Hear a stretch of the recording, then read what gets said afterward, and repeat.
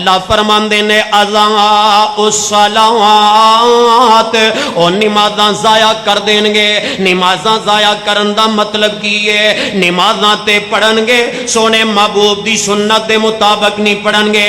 اپنیاں منمانیاں کرنے والے, اپنیاں مرضیاں کرنے والے.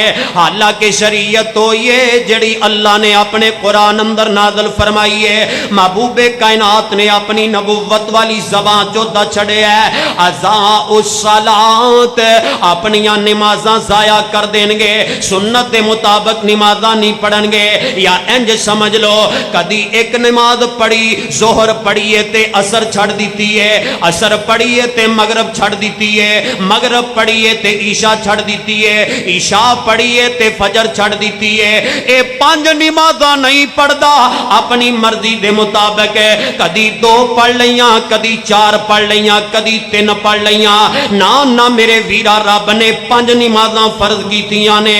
جڑا بندہ بے نمازی ہے اضاء الصلاۃ واتبعوا الشہوات فسوف یلقون غیّا.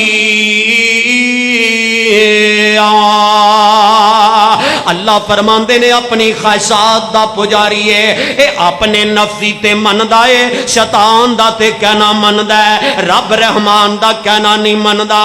قیامت دا دن ہوئے گا اللہ بے نمازی نو غی نامی جہنم دی وادی اندر پھینک دے گا. او جہنم دی بدترین غی نامی وادی جے جتھے جہنمیاں دا گندا خون تے پیپ گردا ہوئے گا.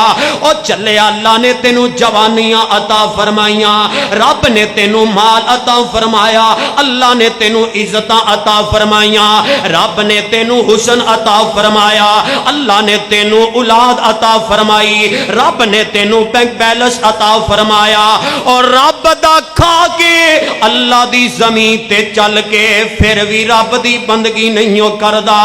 فسوف یلقون غیّا,